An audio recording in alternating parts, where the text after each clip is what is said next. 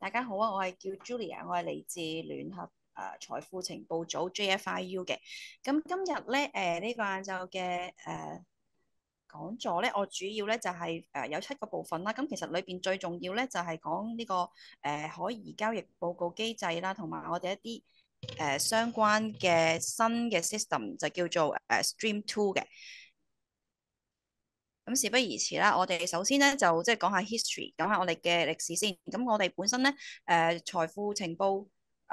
聯合財富情報組啦，咁我哋而家咧係隸屬財富情報及調查科嘅。咁我哋喺前身咧就係喺呢一個香港毒品調查科。under 佢哋啦，咁我哋而家咧就重組咗之後咧，咁就喺2021年咧就有而家呢個咁嘅架構嘅。咁我哋JFIU 嘅特色咧就係、我哋係香港警務處啦同埋海關組成嘅一個聯合嘅一個辦公室嚟嘅。咁第二樣嘢就係關於呢、個本港嘅可疑交易報告機制咧，我哋係唯一嘅機構啦。同埋第三咧就係喺我哋亦都有同世界各地嘅財富情報單位同埋執法機構咧，有一啲交換財富情報嘅一啲嘅架構同埋機制嘅。咁啊，我哋今日主題就係講呢一個嘅入呢一個可疑交易報告啦。咁其實大家可以諗下，如果大家喺平時日常工作裏邊入咗一啲可疑交易報告俾我哋之後咧，其實我哋之後嘅工作咧係有幾個部分嘅。咁我哋又會分析呢啲嘅資料啦、數據啦，然之後我哋會就住呢啲數據咧去開發一啲嘅情報啦，同埋咧亦都會將有用嘅情報咧分發俾唔同嘅機構嘅。咁裏邊當然包括係本地啦，同埋一啲海外嘅機構咧。咁喺呢一個嘅情報交流上邊咧，係一個好大嘅發揮嘅作用。咁而其他咧亦都有，我哋就住你哋俾嘅數據咧，我哋都會去做一啲嘅趨勢啦，同埋政策嘅研究。咁亦都係方便我哋咧一啲國際協作嘅一啲項目嘅。咁我簡單講，因為頭先林律師都已經講過一啲嘅法例啦。咁我哋主要咧都係依靠呢4大嘅法例啦，就係包括販毒追討得益條例啦、有組織及嚴重罪行條例啦、聯合國反恐怖主義措施條例同埋打擊洗錢及恐怖分子資金籌集金融機構條例及其修正嘅。咁呢，我諗大家對呢幾個範疇都應該熟悉㗎啦。咁我高呼一下嗰個內容啦，就係第一個就係打擊洗錢啦，就係由呢一個嘅我哋叫 Cap 405啦，裏邊嘅第25 session，咁就係任何人啦，知道或者有合理理由相信任何嘅財產係任何財產啦，全部或者部分，當你知道佢可能間接或者直接係代表你哋嘅一啲客戶啦，嗰啲可能嚟自販毒啊或者可公訴罪行嘅得益嘅話咧，咁如果你繼續去處理呢啲財產咧，其實係犯法嘅。咁留意翻嗰個最高刑罰咧，其實係罰款咧係500萬咧，或者係14年嘅監禁㗎。咁然之後咧，第二部分嗰個法例咧就係關於打擊恐怖分子資金籌集啦。咁呢個咧就係講緊咧，就係任何人啦，唔可以喺下述嘅情況以任何嘅方法，直接或者間接咧提供或者籌集財產，懷疑咧將呢個財產嘅全部一部分咧，用於作出一項或者係多項恐怖主義行為嘅意圖。咁無論呢個財產實際上有否咁樣用啦，或者係如果知道呢個財產全部一部分，其實係將會用於呢啲行為嘅話咧，咁其實都係觸犯咗法例嘅。咁亦都係最高刑罰咧就罰款啦，以及咧係14年嘅監禁嘅。咁第三個咧就係大家點解要去舉報一啲可疑交易咧？咁其實係一個法律嘅責任喺裏邊嘅。咁就裏邊咧就講啦，好似我哋而家熒光幕咁講啦，就係話任何人如果你知道或者係懷疑任何嘅財產部分或者係全部啦，直接間接係代表任何人喺販毒啦，或者係從可公訴罪行得益，曾經或者係喺販毒啊或者可公訴罪行有關情況下使用啦，或者咧將會使用嘅話咧，其實咧或者係同恐怖分子財產有關嘅話咧，咁你係知道嗰啲呢個人咧係需要喺合理嘅範圍裏邊咧，盡快將呢啲嘅懷疑或者知識咧係或者係佢哋嘅所根據嘅一啲理據咧。嘅任何事宜咧，係需要咧向授權人披露。咁喺香港嚟講咧，就係、是、我哋呢一個 JFIU 聯合財報情報組啦。咁又係咧，如果違反咗呢一個咁嘅法例要求嘅話咧，其實最高嘅刑罰咧係會去到5萬蚊嘅罰款啦，以及係3個月嘅監禁嘅。咁而下一個法律嘅相關咧，咁頭先林律師都有講過啦，就係關於通風報信嘅。咁其實可能呢一個咧，大家可能就係會話啊，咁其實係咪就係話我唔同他人，即係唔同客戶嗰度去講我報咗 JFIU 呢樣嘢得咧？咁當然呢個係基本嘅要求啦。咁但係咧，有時候咧，我哋都發現咧，有時我哋啲嘅叫做舉報機構啦，咁有時佢哋喺一啲情況底下咧，可能都疏漏咗嘅，就係可能對外公佈啊，做啲呢啲嘅新聞公告嘅時候咧，唔小心就喺裏邊咧就講咗，其實咧我哋呢個個案咧已經向警方嘅調查，或者係向咗呢一個 GFIU 講咗㗎啦。咁其實呢樣嘢咧都係有少少揩咗呢個就係喺通風報信呢度，因為其實理論上咧你係唔應該向任何人咧去講咧，你係已經向我哋 GFIU 咧去報咗呢一個嘅report 嘅。咁所以呢樣嘢都要留意翻，咁就係向任何個方面咧都唔好講disclose 即去披露出嚟呢樣，你哋已經做咗呢一個嘅行動嘅。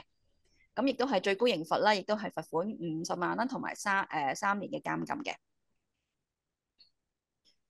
咁我哋簡單介紹下我哋 JFIU 其實咧係用緊一個叫做公私營合作嘅機制模式啦。咁其實裏邊咧就係大家即係叫做大家做翻各自嘅一啲嘅本分，然之後咧再去喺相互合作嘅情況底下咧，去令到呢一個嘅機制可以 work 到嘅，可以行到嘅。咁包括係你哋舉報機構啦，你哋係做喺你哋做客戶盡職審查啊、KYC 啊，或者係啲內部記錄，頭先所講嘅啲內部監控啊，然之後再提交呢個可疑報告嘅時候咧，俾我哋咧，咁我哋咧亦都作為一個嘅情報機構咧，亦都係將呢啲報告去做啲嘅情報分析交換，然之後國際合作，一啲培訓啊咁嘅樣，咁而亦都將裏邊一啲有關嘅內容咧，亦都係交俾一啲執法機構咧去處理、追蹤調查啊咁樣樣嘅。咁所以大家嘅角色咧喺裏邊咧，其實都係即係大家都佔一個好重要嘅部分啦。我哋要有互相合作先至可以做到一個嘅成果出嚟嘅。咁其實點解我哋要去提交可疑交易報告咧？咁其實4個方面啦，但係最基本就係呢個係一個公民嘅法律義務啦。咁頭先亦都有啲法律嘅條文嘅要求啦。咁第二咧就係其實我哋呢個報告咧係叫咩叫冇門檻咧？就係話。其實任何一個情況底下，你覺得係真係我唔係好妥啦，你覺得有可疑啦，咁其實你都唔需要諗得太過深入啦，咁你其實都可以做出一個嘅報告俾我哋先，咁我哋亦都唔會話因為呢個唔係我哋想要或者點樣挑剔啊，我哋都唔會嘅，咁所以係冇門檻嘅呢樣嘢。咁第三咧就係話報告嘅來源啊，即係你邊個報啊，係咩情況報啊？咁我哋都係保密嘅呢樣嘢，咁所以大家唔使擔心話我會唔會俾個客話我咁啊咁樣？咁所以呢樣嘢，咁當然你哋都有呢個冇個通風報信嗰個法例要求啦。咁底下我哋亦都唔會話你做咗呢樣咁嘅舉報咁樣嘅。第四咧就係大家對呢個民事同刑事刑責嘅，即係頭先我講嘅法例嘅一啲嘅保護，即係保護咗你哋係有咁嘅法律依據去做呢樣嘢啦。咁呢一個公司註冊處嘅指引，頭先林律師都有講過啦。咁我喺裏邊呢一份打擊洗錢及恐怖分子資金籌集指引裏邊咧，咁我都想特別講出咧，就係第7章啦，就係有關我哋可疑交易報告同埋執法機構要求同相關罪行嘅情報啊，咁嘅一啲嘅列明嘅指引嘅。咁大家可以睇翻呢個章節咧，去睇翻有關我哋呢個可疑交易報告裏邊嘅一啲嘅相關嘅指引嘅，咁啊包括係7.9啦，就係話持牌人應該委任一名洗錢報告主任啦，作為舉報可疑交易嘅中央聯絡點嘅，以及咧同我哋 JFIU 同埋執法機構主要嘅聯絡點啦。咁呢啲位洗錢報告主任咧，應該喺識別同埋舉報可疑交易方面咧發揮積極嘅作用，並且咧有佢嘅一啲嘅職能嘅需要嘅。咁7.2咧講到咧就係話為咗持牌人咧應該係要設立同埋維持清晰嘅政策同埋程序，以確保咧全體嘅職員咧係要知悉洗錢報告主任嘅身份，以及佢作出內部報告時應該依據嘅一啲嘅程序，大家都要清楚嘅。以及咧係所有內部報告咧，應該咧係送達呢一位嘅洗錢報告主任啦，就唔可以因為任何嘅原因咧去延誤嘅。咁7.19咧，亦都講到咧，就係話向我哋 JFIU 提交呢個報告啦。咁洗錢報告主任咧，應該完成咗一啲嘅內部複核嘅報告之後咧，如果咧佢係即係頭先嗰個講過即係講過就話知識或者懷疑有啲理由啦、理據喺度啦，完成咗評估之後咧，要喺合理嘅範圍裏邊咧，盡快向我哋 JFIU 咧去披露嘅關於資料嘅。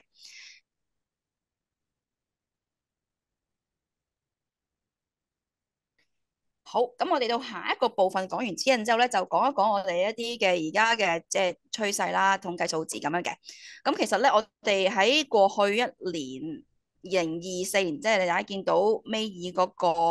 bar chart 啦，其實都見到嗰個升幅咧係好犀利嘅。全香港嘅啲可疑交易報告嘅數量咧係倍增咗嘅。咁裏邊亦都包括咗唔同嘅舉報機構，佢哋使用一啲即係情報分析嘅工具啦，包括可能而家比較即係流行嘅一啲 AI 啊咁樣樣協助佢哋去喺呢啲嘅咁海量嘅交易裏邊咧，就揾到一啲嘅可疑嘅嘢咧，就可以報俾我哋。咁所以個量係多咗嘅。咁亦都知道今年咧，其實個量都應該會超越上年嘅。咁喺裏邊咧，我哋so far 咁當然裏邊最大嘅部分咧，就係由即係銀行啊，或者係證券啊，或者係其他嘅一啲比較即係比較大範圍嘅一啲嘅我哋叫做舉報機構啦。咁喺持牌放債人裏邊咧，我哋咧暫時咧其實個量數唔多嘅。咁我哋而家喺截至到9月為止咧，我哋就收到203份。咁所以都喺度鼓勵大家，如果真係有啲之後聽到我哋即係有啲簡介之後。可以去有即係有價值啦，或者係你哋覺得真係可疑嘅交易咧，其實可以鼓勵大家去舉報俾我哋嘅。咁個趨勢嗱，呢一張咧就係我哋持牌人嘅一啲舉報嘅趨勢嘅數字啦。咁其實咧喺2022年咧就有一個好明顯嘅提升啦。咁應該係我哋即係持牌人可能喺嗰個公司註冊處啦，所有推嗰啲嘅宣傳或者係鼓勵底下，大家都已經喺呢個方面咧有一個顯著嘅留意到㗎啦。咁所以大家可以即係可以比較下，或者係之後可以考慮下俾多啲資料我哋。咁其實點樣舉報咧？咁其實因為我哋咧之後會講緊一個我哋一個提升嘅一個系統啦。咁而家現時咧，咁我哋舉報嘅一啲嘅途徑係乜嘢咧？最大部分咧其實係用喺網上舉報啦，因為我哋會有一個叫做 Streams。咁 Streams 咧就係一個可以交易報告管理系統喺網上面舉報嘅一啲表格，咁可以喺網上面遞交啦。咁亦都有啲舉報機構咧會用電郵啦填咗我哋一啲提供嘅一啲嘅web form 或者其他嘅一啲PDF form 之後咧，就用電郵嘅方式咧寄俾我哋嘅。咁呢兩個係最大嘅途徑啦。咁亦都有啲比較傳統啲嘅機構咧會用傳真啦，或者係郵遞咁樣樣嘅。咁啊，所以咧，咁我哋就因為而家已經進入咗 AI 時代啦，所以我哋將會亦都推出一啲比較即係電子化嘅嘢，咁啊鼓勵大家咧就係使用一啲電子化嘅系統去交呢啲可疑交易報告俾我哋，亦都令到我哋成個分析裏邊咧能夠比較用啲即係大數據啊咁樣去分析。咁我哋嘅將會推出嘅呢個即係系統啦，叫 Streams Two。咁 Streams Two 裏邊咧，其實我哋主要點解要做咧，就係誒有兩大範疇嘅，就係收集更加全面嘅資訊啦，同埋促進大數據分析。咁啊，希望咧有效咁識別咗啲即係嘅洗錢網絡啦嚟趨勢嘅。咁裏邊有啲咩嘢係提升咗咧？就係我哋會獲取埋咧一啲相關社交媒體嘅識別碼啦，同埋活動啦。咁即係話可能大家有時候收翻嚟一啲嘅客嘅資料，其實可能有啲 social media 上邊嘅account 啊，或者係其他嘢都其實都有喺你嘅個案裏邊係有用嘅，咁都可以俾埋我哋。咁第二咧就係一啲嘅數碼足跡啦。咁因為今時今日咧，大家都有啲數碼平台去推出你嘅即係自己嘅業務啦。咁佢裏邊可能收集咗啲叫做IP address 啊，或者係一啲地理嘅數據啊。咁我哋都會歡迎大家，如果要入呢啲資訊嘅時候咧，可以俾埋我哋嘅。咁另外就係將啲地址格式化啦，咁即係標準啲。咁大家入即係地址嘅時候就唔使就一式一樣咁，即係會盡快就大家可以喺同一個格式底下咧去入呢啲資料。咁我哋亦都喺大數據嘅分析底下咧更加方便嘅。咁亦都喺其他嘅一啲嘅舉報機構裏邊咧，都會有一啲可以啲叫做加密交易啦。咁我哋都會加一啲欄位俾佢哋嘅。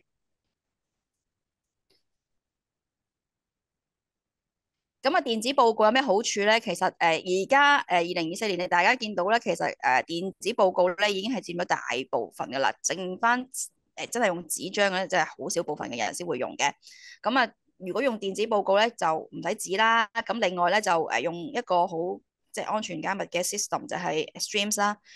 另外咧，亦都可以透過呢個Streams 嘅 system 咧，去收翻我哋一啲嘅 feedback 啦，就係我哋究竟同意不同意處理嘅決定啦，同埋有即時有一個嘅acknowledgement，就係話翻俾你聽一啲回歸，就話哦，你收到你嘅報告啦，咁你會見到我哋嘅收條，咁你哋就會知道我哋已經收咗呢一個嘅舉報噶啦，咁樣。咁頭先所講啦，咁喺呢個新嘅系統 Streams Two 推行之後咧，咁我哋所有要求所有受監管嘅機構咧，都會要用呢個電子方式去提交可以交易報告嘅。咁方法咧就係包括填寫一啲 PDF 嘅表格啦，可以離線填寫，然之後安全咁樣上載俾我哋啦，喺嗰個Streams Two 嘅 system 裏邊，亦都可以用呢啲 Web Form 啦。我哋已經整好晒一啲嘅叫網上表格啦，咁就提交俾我哋。亦都有啲公司咧，一啲嘅舉報機構咧，就會用一啲嘅 XML 一啲嘅程式咧，去令到佢哋個系統可以直接輸出俾我哋都有嘅。咁大家可以參考下呢啲嘅方法。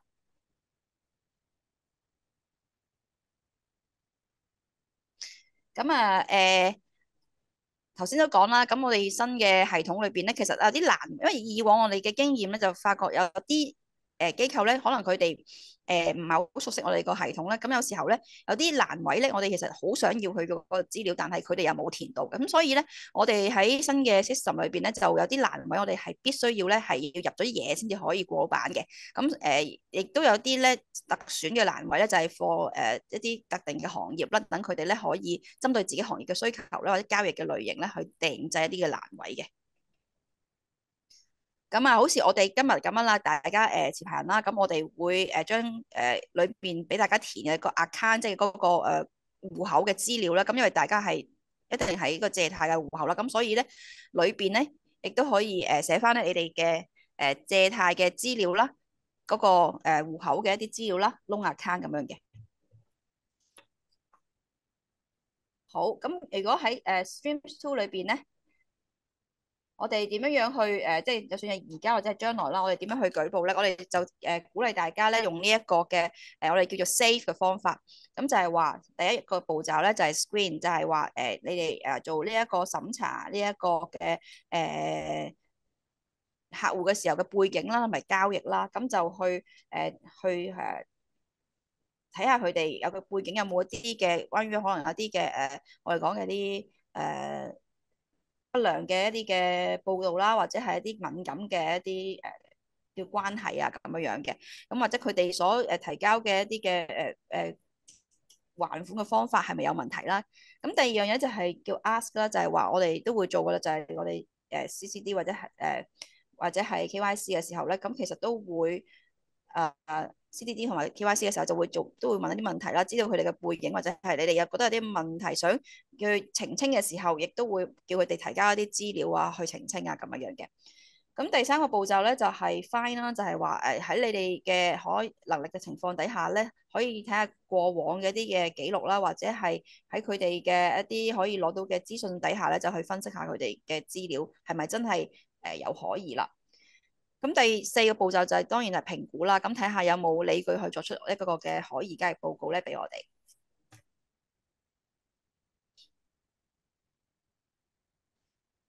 咁我哋有啲咩嘅可疑交易嘅指標，大家可以參考咧。第一咧就係喺你哋嘅客戶方面啦。咁頭先都有講過啦，就係政治人物啦，或者係佢哋係啲客戶係嚟自一啲高風險嘅地區啦，有機會係俾人哋去sanction 啦，咁樣或者係一啲嘅喺香港其實冇乜明顯嘅業務或者係一啲嘅聯絡關係啦。咁大家喺嗰個做呢一個審查嘅時候，就要更加提高呢一個嘅注意啦。咁或者係有機會咧，客戶咧係會使用一啲虛假嘅文件啦。當你哋發現可能佢提交嘅嘢係有啲問題喎，啲內容好似同正常你見開嘅唔同喎，咁大家都係一啲指標咧去做得更加好嘅。咁或者係我知道有啲持牌人咧會有啲遙距嘅申請啦，即係可能唔需要客戶親身去做一啲嘅申請嘅時候咧，咁呢個更加咧係需要咧係做多啲功夫咧去做即係睇下佢係咪有問題啊咁樣樣。咁喺交易方面啦，或者我哋喺呢一個平時日常嘅業務咧，咁啊呢個啲嘅客戶咧，佢交款嘅時候咧，可能係嚟自即係唔係佢本人嘅，係嚟自第三方嘅，或者佢係俾一啲叫做本票啦 cashier order 啊，或者係一啲你根本就係去澄清唔到究竟個錢係嚟自咩人啦，澄清唔到係咪嚟自佢啦，或者係嚟自任何一個人，咁或即係基本係嗰個叫做資產嘅來源咧係一個唔明朗嘅情況底下啦。咁第二咧就係佢嘅背景係咪可以真係可以承擔到呢一個咁頻密程度或者係資金嘅流量嘅情況咧？咁如果係唔相符嘅話，咁咪都顯示佢又有問題啦。第三咧就係佢以大量嘅資金去提早還款，咁根本佢都唔，譬如入息都唔支持到，咁突然間點解會有咁大筆錢可以提早還款咧？咁第四咧就係有一啲可能你收到一啲來自執法機構嘅查詢啊，知道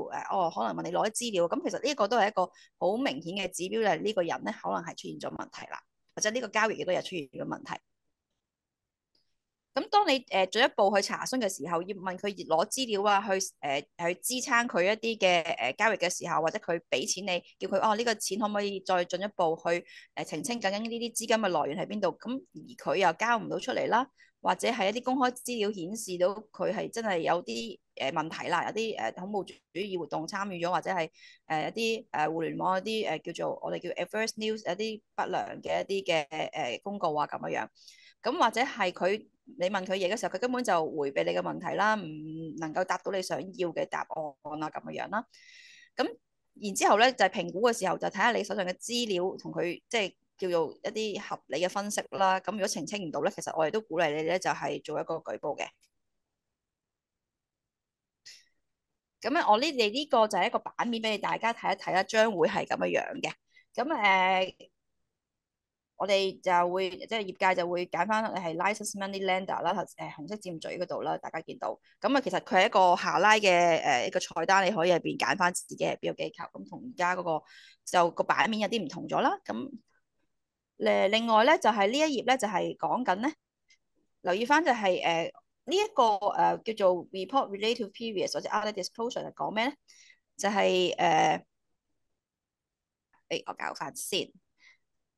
係，咁咧就係呢一頁啦。咁就係話咧，究竟之前咧，你哋有冇就呢個呢啲嘅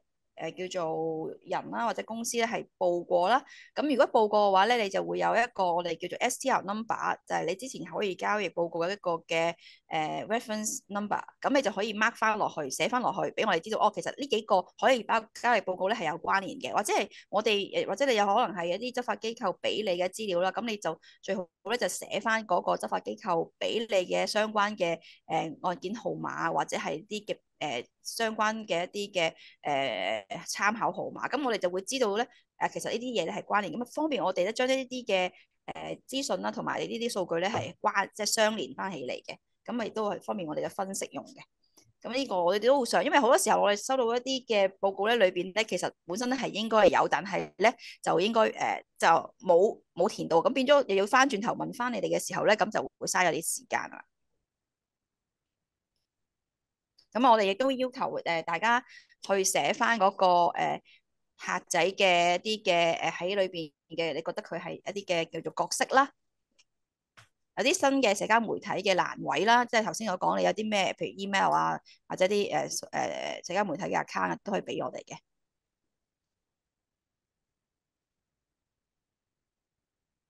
咁啊，亦如果係公司嘅話，咁啊公司嘅業務性質啦，同公司有關嘅人士、股東啊嗰啲都可以俾資料我哋嘅。咁喺嗰個戶口咧，就要揀翻係呢一個嘅 loan account 啦，因為你哋係關於借貸方面啦。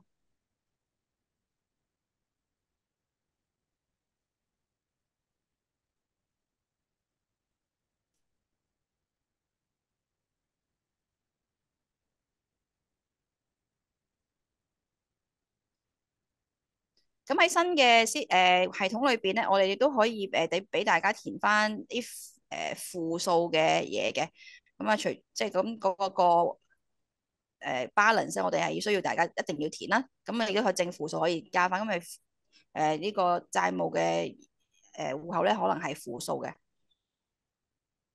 咁亦都係啲數碼足跡咧，大家可以填翻啦，包括係 IP address 啊、device ID 啊呢啲。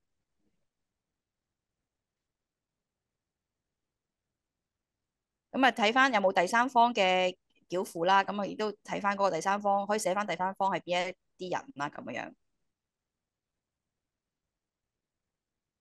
咁啊，睇下有係啲咩罪案相關啦，有咩嘅嘢你係發現咗頭先話關於我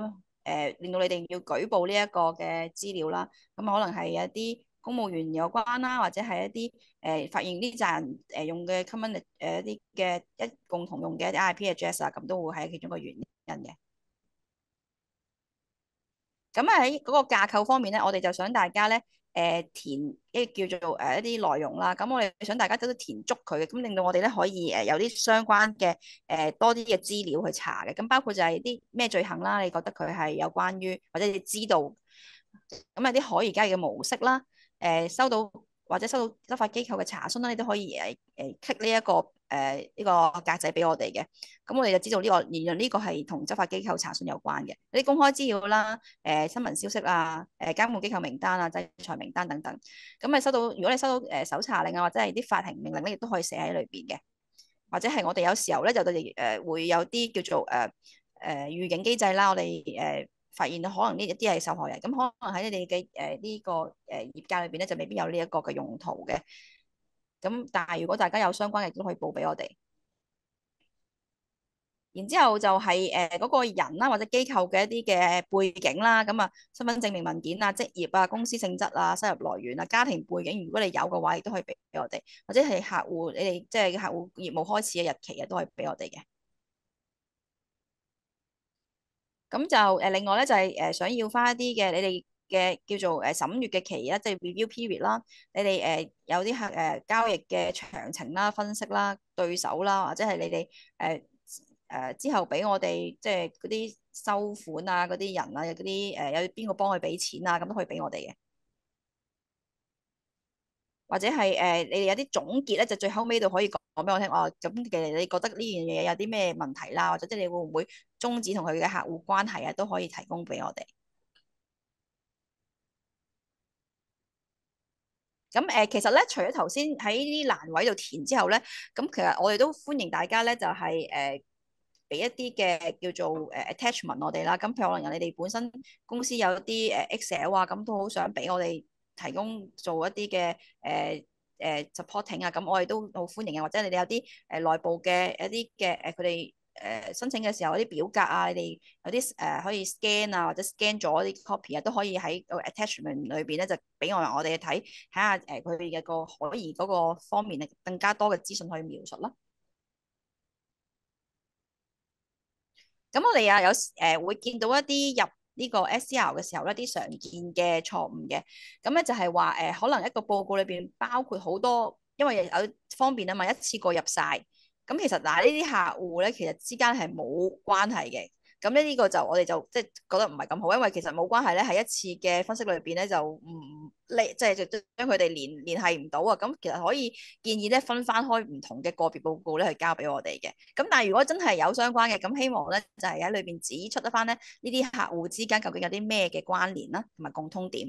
咁第二咧就係話好多時候咧就為咗方便啊，咁因為自己公司都要即係交文件報告噶嘛。咁有時候公司已經打一份文件啦，咁不如我就直接將呢份文件咧 attachment 咁樣掉過嚟啦，咁樣咁啊即係一舉兩得。咁但係咧呢個就真係唔好啦，因為咧其實咧我哋都有啲數據分析啦。咁喺嗰個欄位入邊入嘅文字咧，我哋都會做一啲 scanning 嘅。咁如果你喺淨係填咗一個即係交咗一個參考附件嘅話咧，咁我哋 scan 唔到你個內容咧，咁就會錯失咗你哋所講嘅一啲重要嘅即係啲嘅重點啊。咁都建議大家咧就係真係跟翻我哋頭先嗰個咁嘅架構咧去做呢啲嘅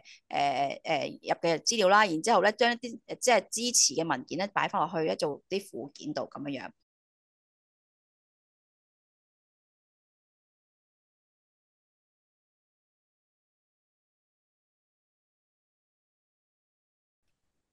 係啦，咁咧我哋知道喺咁短時間，大家都要消化。咁如果真係大家有問題嘅話，可以即係聯絡翻我哋相關嘅同事啦。咁佢哋就會好樂意幫助大家嘅。咁咧我哋有一個時間表嘅，就係話咧我哋而家就推行緊呢啲講座嘅推介啦。咁其實嗰個系統咧，大概咧就會喺出年嘅1月度咧就會推出㗎啦。咁可以大家到時咧睇翻我哋嘅安排同埋一啲嘅新嘅公告。咁香港洗錢形勢啦，咁當然係即係洗錢嘅案件都係上升啦。咁亦知道詐騙案亦都係裏邊咧最大嘅部分啦。咁大家呢個我諗大家都知道噶啦。咁裏邊咧究竟其實咧又想提醒翻大家咧，就係放債人咧，其實喺裏邊咧亦都呢個行業咧都係一個風險比較高，係排第4位嘅。咁所以大家咧都要小心喺自己業務上面咧，就多加留意啦。咁咧，我哋有個少少嘅 case sharing 咧，第一就係想提醒翻大家咧，就係有機會我哋之前有見過咧，有啲嘅申請啦，咁亦都係自己職員咧就有協助喺裏邊咧，就話幫助啲貸款嘅申請啦，亦或令到嗰啲嘅不法分子咧有機會係用啲虛假文件啦去繞過呢個CDD 同埋 KYC 嘅機制嘅。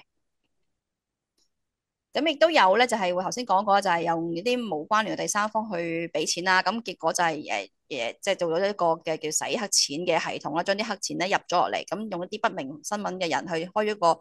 叫 loan account 之後咧，就由啲真正嘅黑錢咧入嚟咧，就代佢還款啦。咁亦都頭先就講啦，咁突然之間一夜暴富啦，咁喺唔同嘅平台之前就借落唔少錢，突然間一夜暴富之後咧，就突然間第二日就已經有錢全部還晒啦。咁呢啲錢咧就係我哋所講洗黑錢裏邊咧一啲叫做分層啊 layering 或者係一啲整合出嚟，終於喺呢一個叫做正式渠道裏邊輸出嘅一個方法。咁我哋都最後亦都即係提下大家，就係12月7號就要投票啦。咁呢個係我哋即係一個大家公開嘅宣傳啦。咁今日嘅講係咁多啦，唔該晒。